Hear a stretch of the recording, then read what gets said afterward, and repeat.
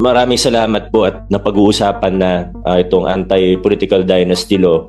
Pero sa tingin ko po, bago natin pag-usapan yung iba't ibang mga detalye nito, yung mga nabanggit po kanina na tanong, kailangan malinaw po sana sa bawat isa kung bakit ba natin sinusulong to.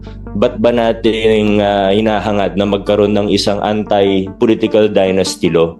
Para sa akin po, hindi po ito tungkol sa kahit sinong individual o spesipikong pamilya. Hindi po ito laban sa isang pamilya, hindi po ito laban sa isang individual o sa isang politiko.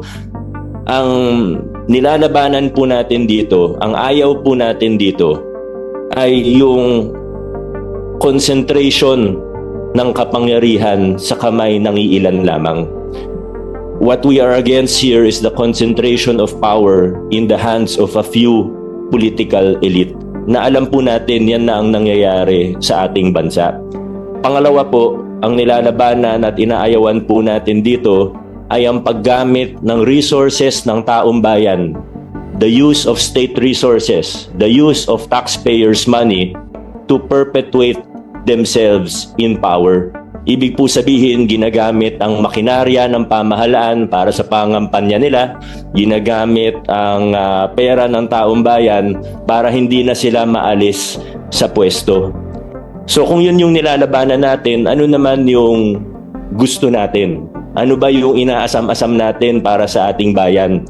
Ang gusto po natin, ang mga kabataan, ang gusto po natin, ang mga mahuhusay, ang gusto po natin, ang mamamayan na kwalipikado at may kayang mamuno ay siyang mabigyan ng pagkakataon. Our Constitution not only suggests, but our Constitution guarantees equal access to opportunities for public service. This is the constitutional guarantee that Congress has slept on for the last 40 years. Kaya ito po, sinusulong natin ng isang anti-political dynasty law.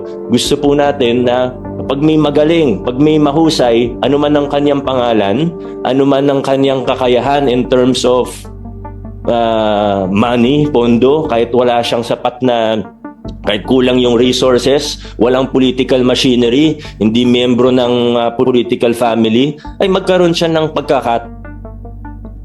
pinatayan ko na yung sarili ko ng mic. Wala pang 5 minutes.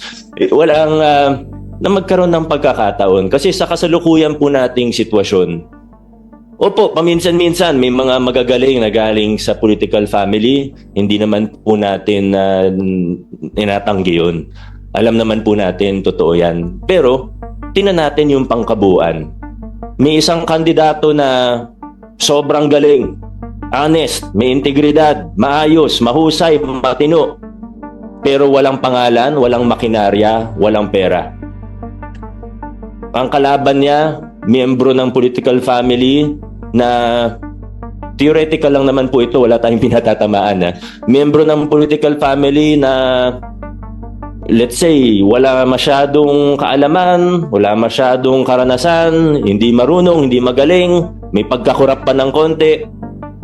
Sa sitwasyon natin sa Pilipinas, 9 times out of 10 ang mananalo yung miyembro ng political family. Bakit? Kasi gamit nila yung resources ng pamahalaan.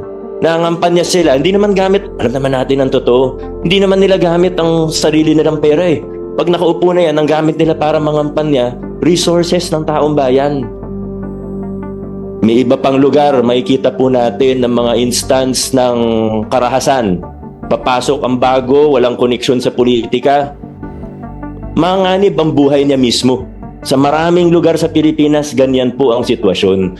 Kaya po kailangan natin ng isang batas to equal the playing field and to give us what the Constitution guarantees, the equal access to opportunities for public service. Yan po ang sinusulong natin, yan ang pinaglalaban natin pag pinag-uusapan natin ang isang anti-political dynasty law.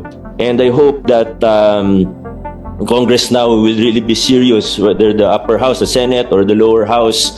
Sana po ay magtuloy-tuloy na. Pero alam din naman po natin ang totoo. Kailangan po ang mga mamamayan natin, ang mga mag-aaral, mga CSOs, kailangan magsanib puwersa tayo, magsanib puwersa kayo para maisulong po natin ang isang batas patungkol dito ang anti-political dynasty law.